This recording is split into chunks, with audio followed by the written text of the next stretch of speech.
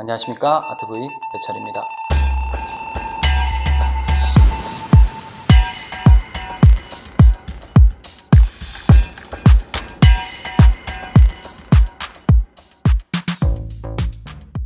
안녕하십니까, 아트브이 배철입니다. 오늘의 영상은 한번 다뤄보겠다라는 마음을 굳게 먹고 아주 오랫동안 굳게 먹고 있었는데, 오늘은 도자기에 살아있는 레전드 천한봉 선생님에 대해서 이야기를 나눠보고자 합니다. 사실 도자기라고 했을 때 알려진 많은 도예가분들이 많이 계십니다. 그 중에서도 백자라든지 고려청자라든지 이런 다양한 분야들이 있긴 하지만 분청사기와 찻그릇에 있어서 거의 이분을 이야기를 안 하고는 한국의 근현대에서 도자기를 거론하는 게 어려운 일이 아닌가 싶을 정도로 저는 개인적으로 위대한 예술가라고 생각하는 분입니다.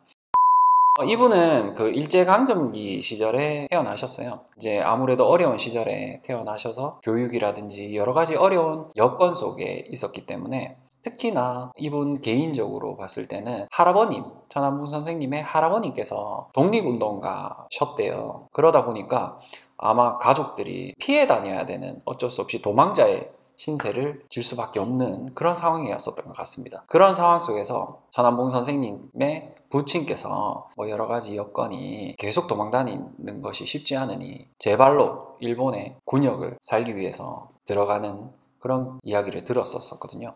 그래서 모든 가족들이 일본에서 생활을 하면서 어린 시절을 몇 년 동안 보내다가 원폭 투하라든지 여러 가지 과정들을 거치면서 어렵게 다시 한국 땅을 밟을 수 있게 됐습니다. 그때 정착한 곳이 문경이라는 곳입니다. 지금도 천한봉 선생님께서 계신 곳은 문경의 이제 한 곳에 거주를 하고 계신데, 그때 이제 문경은 굉장히 깡촌이었다고 합니다. 그때 이제 그 문경에 왔을 때만 해도 주변 분들의 도움으로 인해서 거주를 할 수 있게, 거기에서 이제 정착을 할 수 있게 되었지만, 안타깝게도 아버님, 부친께서 그때 당시에는 돌아가신 후였기 때문에 어머님과 동생들을 이제 먹여 살려야 되는 소년 가장에, 그때 10대 중반이었다고 하더라고요. 가족들을 먹여 살려야 되겠다라는 생각에 마땅히 어린 나이에 할 수 있는 일들을 찾다가 주변에 도자기 공방 같은 것들이 있었대요. 그때 당시에는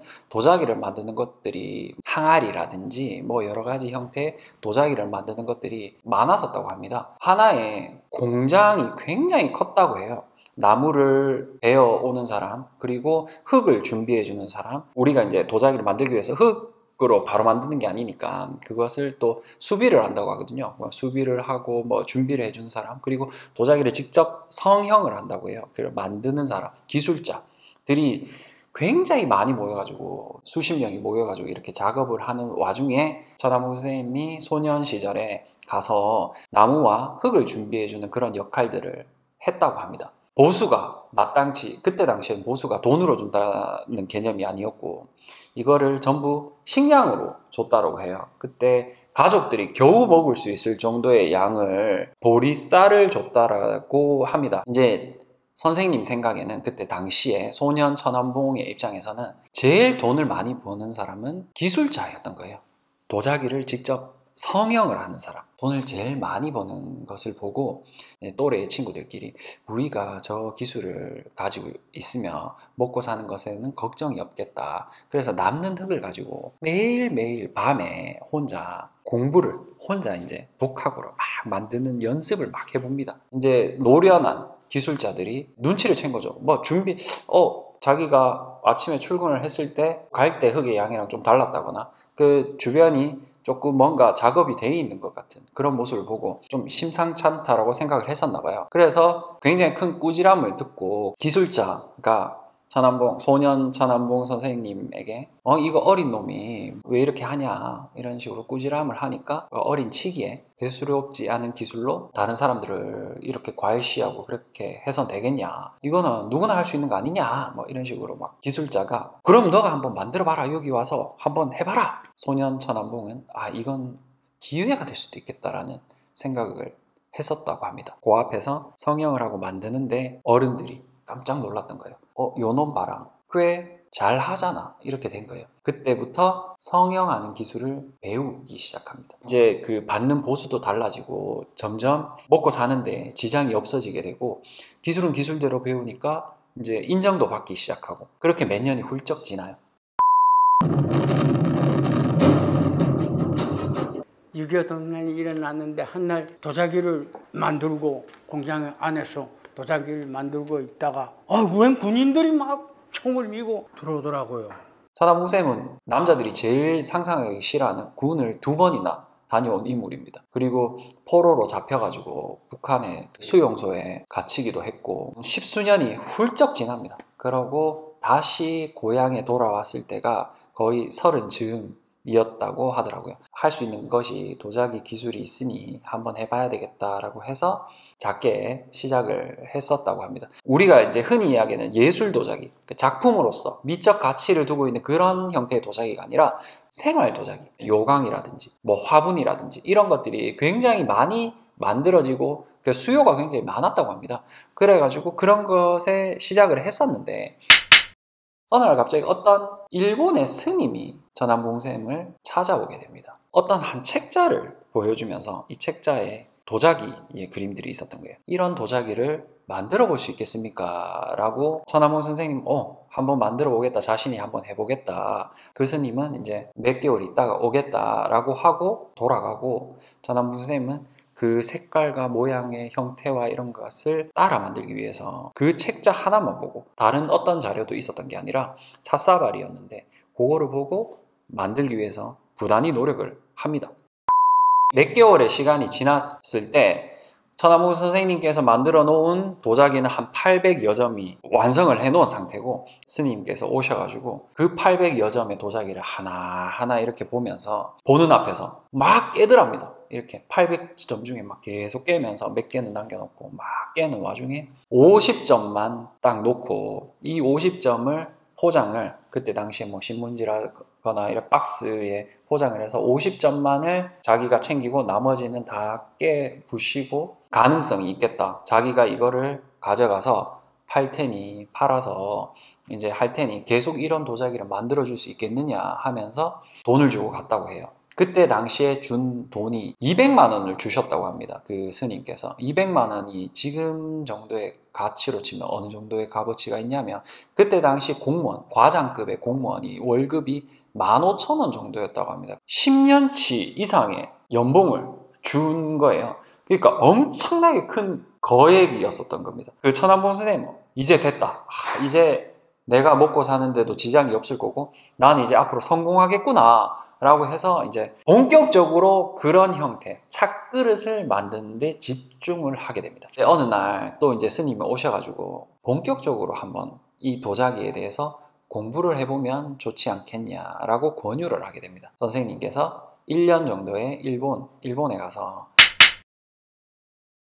일본에서 많은 사람들이 좋아하는 문화가 차문화인데 자기네들이 여러 형태의 찻그릇이 있지만 그 중에서도 최상위 가장 좋은 찻그릇이라고 하는 것이 바로 한국.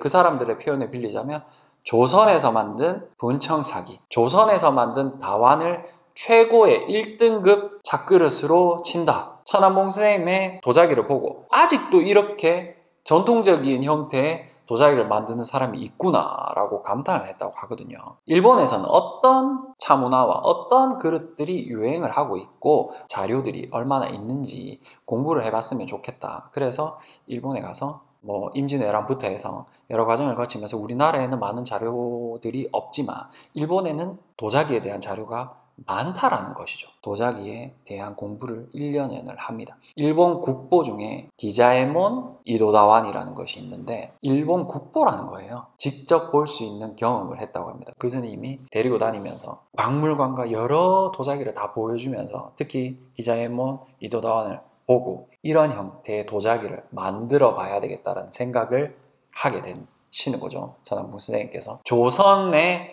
찻사발이라는 것을 재현하는 것에는 성공했다라고 이야기하는 것이 맞지 않겠나 싶습니다. 당시에 얼마나 천안봉 선생님의 그 명성이 높았었냐면 이방자 여사라는 분이 계십니다. 여러분들 덕혜옹주라는 영화도 있고 뭐 굉장히 많이 알려진 얼마 전에 역사 예능 프로그램에서 그 이야기가 다뤄지기도 했는데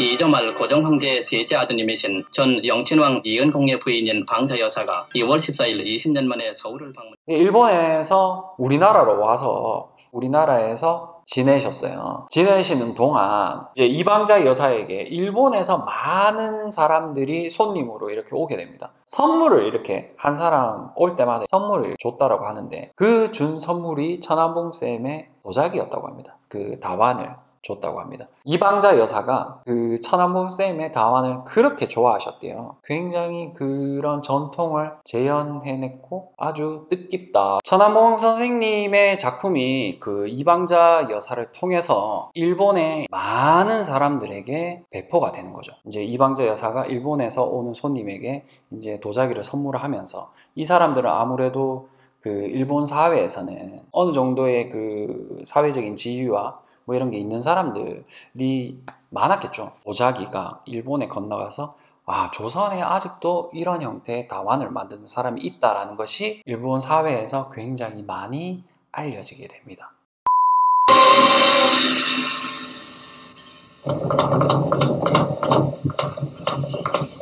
그 와중에 이제 천안봉 선생님은 처음에 시작은 돈벌이와 내 가족들의 생계를 위해서 시작을 했지만 시간이 지나면 지날수록 우리의 전통 문화고 이것을 맥을 이어야 되겠다라는 생각이 굉장히 강하게 들었다고 합니다. 그래서 이거를 가벼운 마음으로 하는 게 아니라 좀 더 책임감을 가지고 후대에 잘 물려줘야 되겠다라는 생각을 하시면서 연구에 연구를 계속 거듭하시면서 심지어 저는 너무 놀라운 사실이 저는 이제 작년에 찾아뵀었는데 지금도 여전히 작업에 대해서 몰두를 하시고 꾸준히 작업을 하시는 모습이 대단하다라는 생각이 들더라고요. 이대도천이라고 이제 따님이 이제 이어받아서 하고 계시거든요. 사실 도자기는 힘도 힘이지만 여러 가지 이제 체력을 요하는 것이기 때문에 여성의 힘으로 도자기의 전통을 이어간다라는 것이 굉장히 어려운 일이라고 알고 있습니다. 근데도 그런 어려운 여건 속에서도 맥을 이어가려고 하는 부녀의 모습을 보면서 참 대단하시다, 존경과 이런 감사의 마음을 가지고 있습니다. 많은 도예가분들이 굉장히 안타까워 하시는 것 중에 하나가 우리의 도자기인데도 불구하고 우리의 국민들은 우리의 도자기의 아름다움과 우리의 도자기의 가치에 대해서 좀 너무 터부시하고 조금 가볍게 생각하는 경향이 있는데 오히려 일본 사람들은 오히려 이제 진짜 잘 아는 사람들은 조선의 도자기가 최고인지를 안다는 거죠. 우리의 도자기의 가치를 알고 구입을 하려고 하고 한 번이라도 그 도자기를 보고 싶어 하는데 우리는 우리의 것을 너무 모르고 있지 않나 라는 안타까움이 듭니다. 그 임진왜란을 도자기 전쟁이라고 이야기를 하거든요. 그때 당시에 끌려간 많은 도공들이 있습니다. 그 도공들이 끌려가서 일본에서 정착을 해서 많은 형태의 이제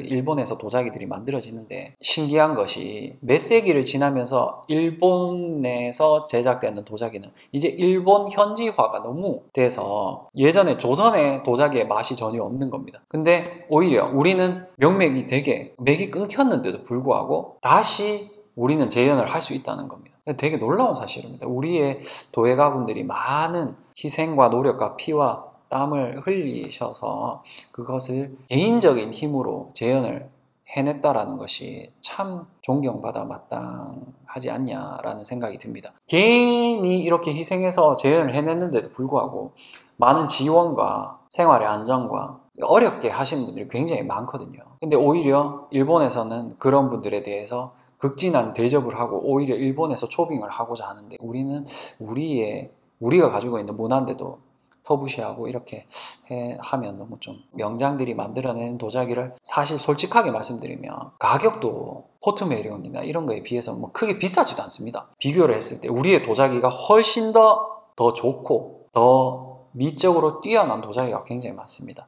여러분들이 관심을 가지면 좋으실 것 같다는 생각이 듭니다. 오늘의 영상은 여기까지 하겠습니다. 감사합니다.